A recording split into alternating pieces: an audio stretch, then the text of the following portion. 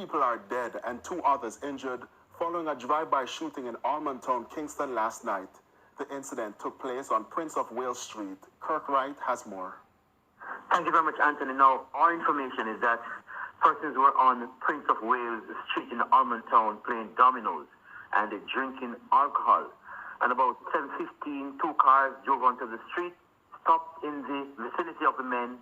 Persons alighted from the vehicles, came out, and started firing at them. In the end, though, 5 persons, we were told, were shot. 2 died on the spot, and another 2 admitted to hospital. Sometime in the morning, one of those who was admitted died. 1 is still in hospital in critical condition. Now I can tell you the dead men are Colleen Foster, 20 years old, Raheem Brown, 21, and the man who later died in hospital is Marvin Livingston Jr. 1 is still in critical condition at the moment, and we've been told from investigators that they picked up spent shells belonging to AK-47 and M16 rifles. Now the police can't say yet the motive for the shooting, but they are carrying out investigations. And as soon as we get more, we will tell you in subsequent newscasts. Meanwhile, a senior citizen was among 3 people killed in Quarry Salt Springs, St. James yesterday. The 3 have been identified as 77-year-old Estriana Wilson, otherwise called Miss Ima from Quarry, 29-year-old music producer Shavian McPherson of a Catadupa address in St. James, and 47-year-old Dwight McCollum, otherwise called Blue, also from Quarry. 4 other people are nursing bullet wounds, including 1 believed to be the driver of the vehicle used by the gunmen. The police say the incident occurred about 6 p.m. when a crowd was gathered for a football match and an illegal party. Men traveling in a white Toyota Voxy opened fire at the crowd, injuring 7 people. The police were called and the injured taken to hospital. 3 were pronounced dead. The man, suspected to be the driver of the getaway vehicle, was later found with a bullet wound. Investigators theorized that he was accidentally shot by his cronies. The call for shutting down illegally operated nursing homes in Hanover is growing louder. This following the revelation at a recent municipal corporation meeting that several nursing homes have migrated from outside the parish and are operating without license in Hanover. Sandy Williams reports. This to me is like robot taxi. You know, it's the same situation.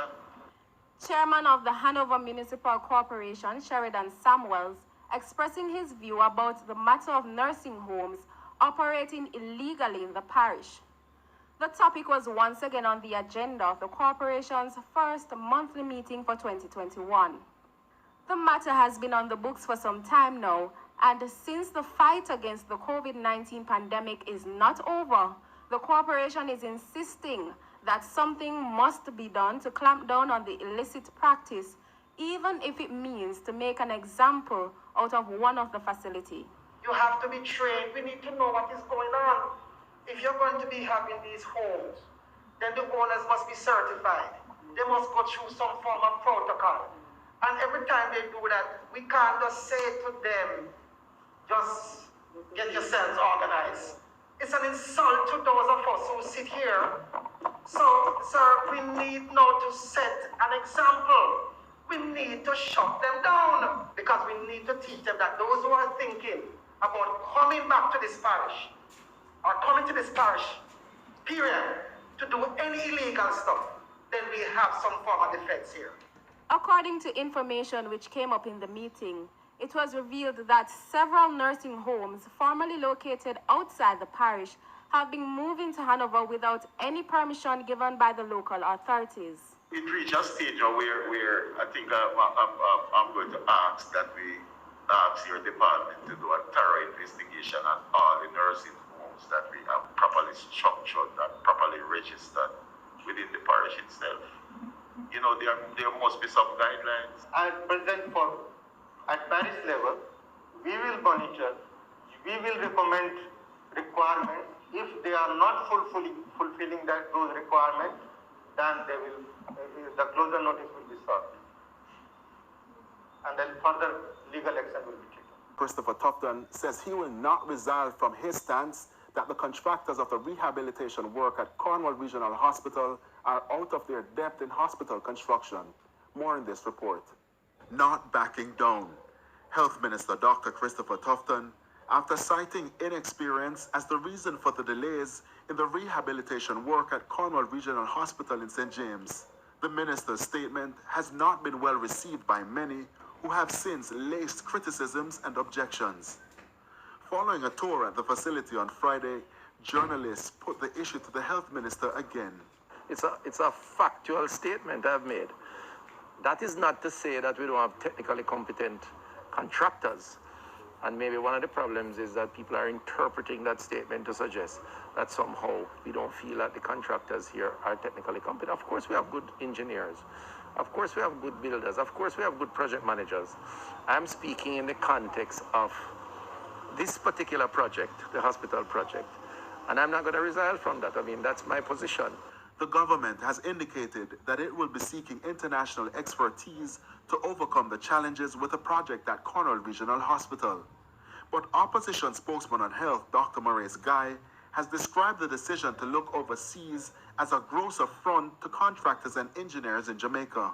We think that for the minister to have made that particular suggestion is really foolhardy, and I think he was misadvised to have made that particular recommendation. However, the health minister insists the evidence and the lengthy delays speak for themselves. If my colleague has resumes that suggest otherwise, then throw it into the pool, because we must work together to make it happen. It's easy to say it, but ultimately the proof of the pudding is in the eating. And Cornwall Regional is here to demonstrate that more experience is needed in terms of managing a brownfield hospital project. Otherwise, the hospital will be finished, or not finished, but substantially more ahead.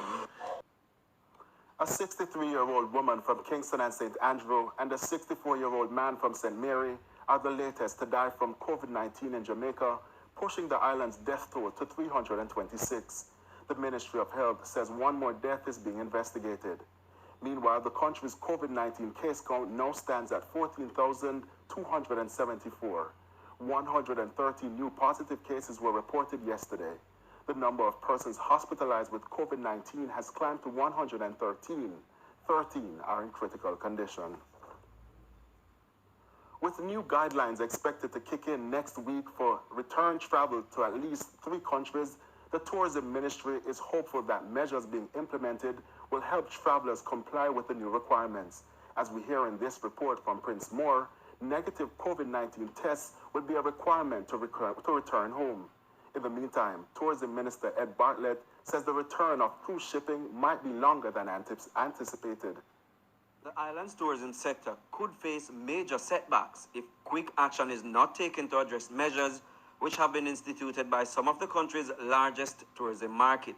The United States has indicated that effective January 26, all airline passengers from international destinations will have to show proof of a negative PCR test before boarding flights to that country. The UK and Canada also have similar measures in place. Tourism Minister Ed Bartlett says his ministry has stepped up its efforts to address the requests, with hopes of having everything in place by February 1. He says this was of paramount importance, as the requirements had already resulted in a further reduction of well below 40% in tourist arrivals for the winter season. We are seeing that together, Jamaica will be in a position to respond positively to the demands, particularly of the United States, for testing before departure to that country.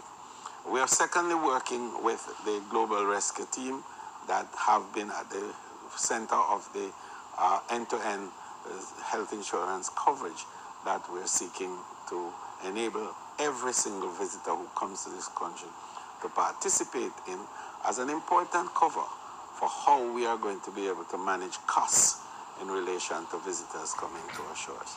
In the meantime, Mr. Bartlett says cruise ships are not expected to return to Jamaica before May.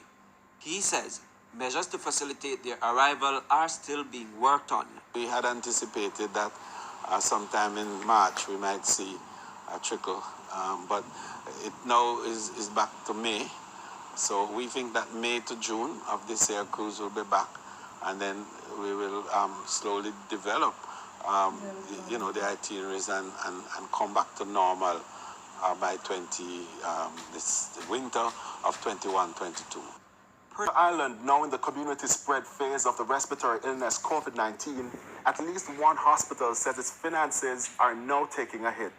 The Percy Junior Hospital, which is on the border of Clarendon and Manchester, is facing an uphill task to deal with suspected and confirmed COVID-19 cases. This was highlighted by CEO of the hospital, Carlton Nichols, recently.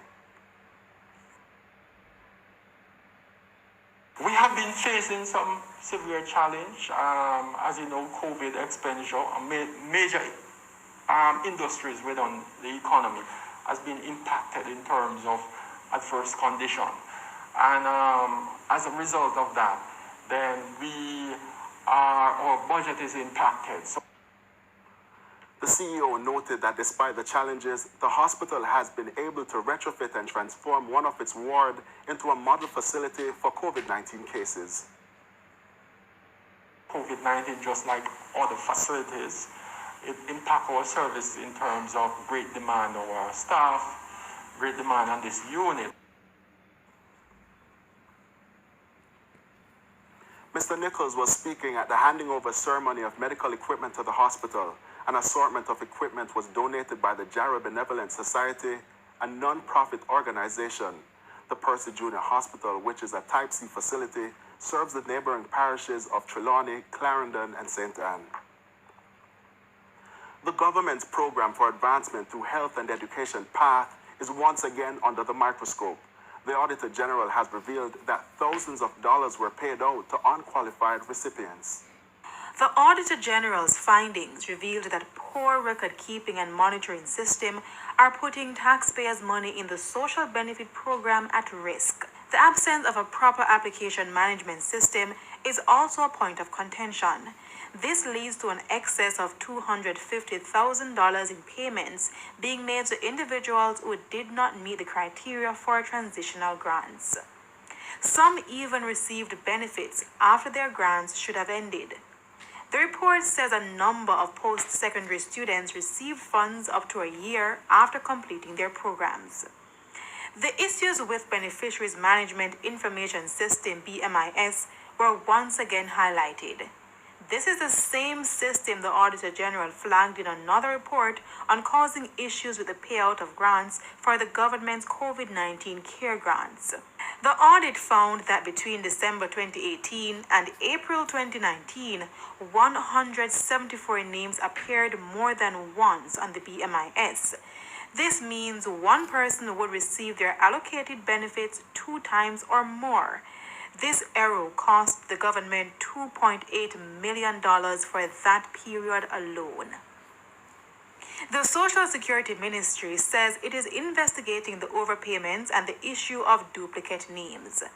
Now, from overpayment to overspending. Under a special social protection project linked to the PATH program, the budget was significantly exceeded without any approval or explanation. For the 2014-2015 fiscal year, the budget was exceeded by $10 million, while for 2015-2016, they spent $11 million over budget. As with the other issues, the Social Security Ministry says it is investigating the breaches.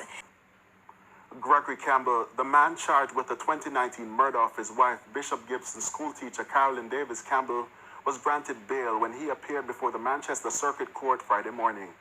He was granted a $1 million bail under strict conditions. He will reside in St. James until his next trial date on October 1 and will report to the local police while there. Under his bail condition, he's not to leave that parish.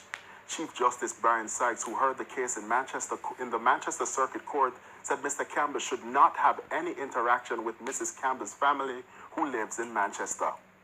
Mrs. Davis Campbell was fatally shot at her home in Manchester on July 10. The teacher and her husband were at their home in Melrose Mews when a gunman entered. Mrs. Davis Campbell was shot. However, her husband was not injured. In news overseas, President-elect Joe Biden says he's focusing on getting 100 million doses of COVID-19 vaccine within the first 100 days of his administration. This as the pandemic is claiming thousands of lives each day. But he could be faced with more, as projections are that the U.S. could see 500,000 COVID-19 deaths by the middle of next month. Details from the CNN. As the U.S. prepares for a new president to take office with a plan to attack the COVID-19 pandemic, the nation's death toll is nearing the 400,000 mark. The incoming director of the Centers for Disease Control and Prevention says the U.S. has some dark weeks ahead. By the middle of February, we expect 500,000 deaths in this country.